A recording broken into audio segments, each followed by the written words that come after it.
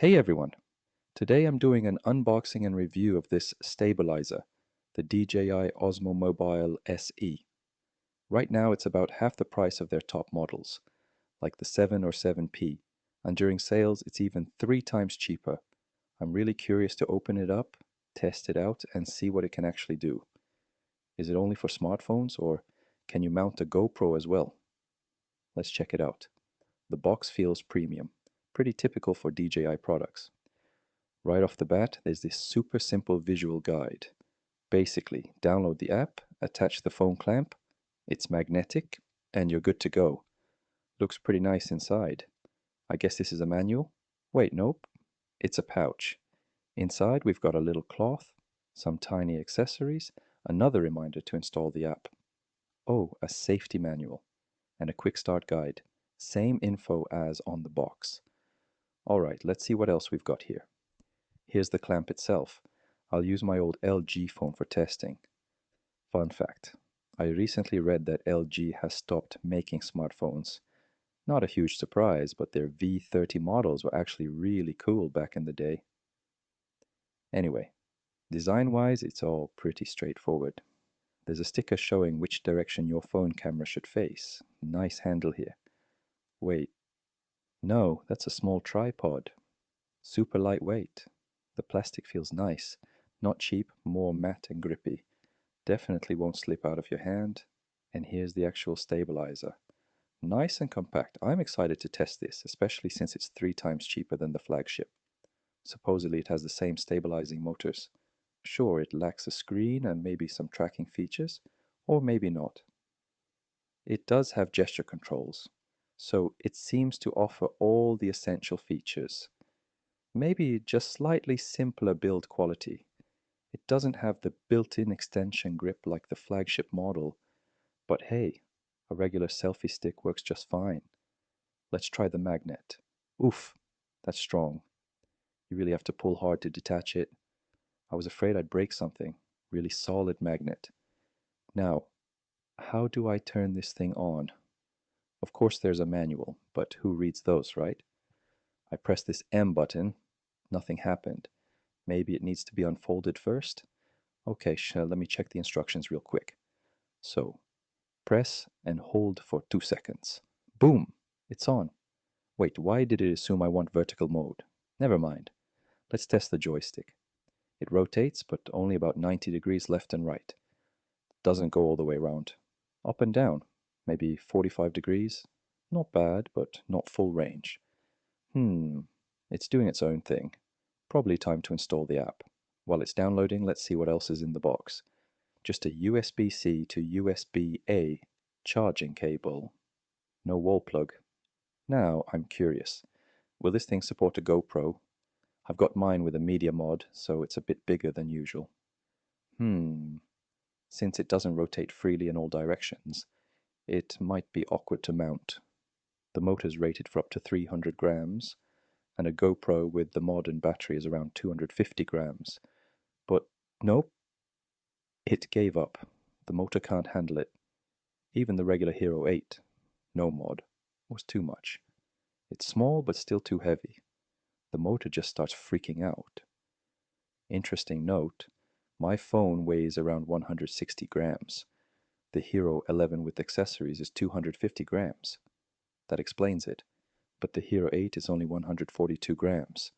Why couldn't it handle that? Let me try again. Maybe I didn't center it properly. Okay, it holds. But the motor's still twitching. Maybe with a proper adapter it'd work better. I'll try removing the silicone case. Now it fits more securely. Still vibrating a bit though. Maybe it is possible with the right counterweight. I've heard of adapters for that. Alright, app is installed. It says, connect your device. It's showing a tutorial with animations. How to pair, update firmware, even courses and tips. Oh, and on this phone the power button is in a weird spot. Gets blocked by the clamp. After a few taps, success. Phone connected. Now the app is showing all the controls, like a mini tutorial. Press this button to record. Works perfectly. Sure, I could press record on the phone, but still. It's handy. The trigger recenters the gimbal. Super useful. I've already messed it up a few times. Cool that you can flip it around like that, though the shot might look a bit weird on video. Now it says I can trace something on the screen. Let's try it. I'll draw a box around this painting. Yep, it's now tracking it. Not bad at all. It even supports hand gestures. Honestly, this doesn't feel like a basic stabilizer at all. It's got tons of features. Let's look at modes. FPV, tilt follow, pan follow, locked mode. Quite a lot of options. The app tutorial is awesome. Shows you everything clearly with little animations and tips. Like, press once, do this, twice, do that, 3 times. Something else. And there's a zoom wheel on the side too. If you skip the tutorial, you can always find it in settings later. You can switch to selfie mode, face tracking, and more. Okay, tracking works well. As I said, this thing's more capable than I expected. Let me summarize. This entry-level stabilizer has gesture control, object tracking, zoom, and 4 different shooting modes. Impressive. Now I wonder, how much better is the flagship 7P? Could it handle my GoPro? Apparently the motors are the same, which is awesome. Same stabilizing power for all models. The motors make a slight noise when running, but nothing annoying. Anyway, now I'm off to test how this performs against my phone's built-in stabilization. Modern phones, especially the latest iPhones and Samsungs, have incredible stabilization. My phone is a bit older, but still, it'll be fun to compare. Don't place the stabilizer on your lap while it's still powered on. It goes crazy trying to stabilize itself. Always turn it off first. So I went to the forest to test it out. Perfect spot with bumpy trails. Right before leaving, I noticed the phone I grabbed was heavier than the one I used during setup. Turns out it weighs about the same as my GoPro with the media mod, which this stabilizer couldn't handle. Bit risky, but the specs say it supports phones up to 280 grams, so we'll see. As for the GoPro, I think the main issue is its thickness. One of the motors probably struggles with balance. By the way, my biggest problem with GoPro footage is visible footstep shake when walking. Even with boost or hyper smooth, nothing fully removes it, just lowers image quality. The best trick I've found is filming at 60 frames per second and slowing it down to 30 in post. That smooths the steps and makes the footage look more cinematic. Great with music overlays, but of course that only works for slowed down shots. Regardless whether it's phone or gimbal, the key is to walk like a ninja. Bent knees, heel to toe, smooth movement helps a lot. All gimbals stabilize on 3 axes. If we had 5-axis gimbals, that'd be even better. But that's usually found in high-end cameras. The iPhone 15, for example, does something similar electronically. But this stabilizer isn't just about smooth shots, it's also about comfort. The grip is really ergonomic, feels perfect in hand, super well designed. You'll want to hold it like this and walk, but that actually causes wobble. It's better to hold it with 2 hands, maybe even press it to your body for better stability. Shoot at 60 frames per second or even 120 frames per second for slow motion. But here's the issue. The DJI Mimo app, sometimes it glitches hard. You'll be filming at 30 frames per second, then it drops to 15 to 18 and the footage stutters like crazy. It can ruin your whole video. Some say it depends on the phone, app version, etc. There are alternative versions of the app, and in my case, the Mimo app doesn't even allow 60 frames per second, only 30 max. Doesn't matter if it's 1080p or 4K. There's a little icon that says contact Samsung to improve app compatibility. Yeah, right. So again, native camera app to the rescue. It supports 60, 120 frames per second, and even 10-bit video, which DJI doesn't. I also tested if active tracking works with the native app. It doesn't. Only works in DJI Mimo. A few days have passed. I've been playing around and getting used to all the features.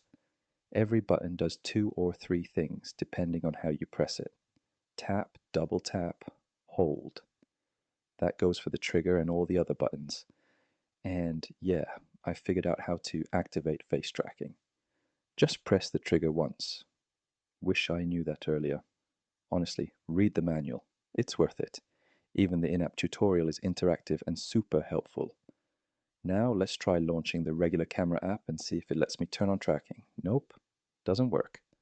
So Mimo app it is, though while logging back in I noticed an update. Maybe they fixed the frame rate issue? Let's see. Oh, still only 30 frames per second. Bummer. But today I finally received this adapter I ordered for mounting a GoPro. Turns out it's made for very old GoPros, 2 to 7. My Hero 8 barely fits. I had to use string to keep it secure. Total DIY hack. The adapter acts as a counterweight, so the GoPro stays centered, which helps reduce motor strain. My Hero 8 weighs about 130 grams, and the adapter is 120 grams, together around 250 grams, which is under the stabilizer's max limit.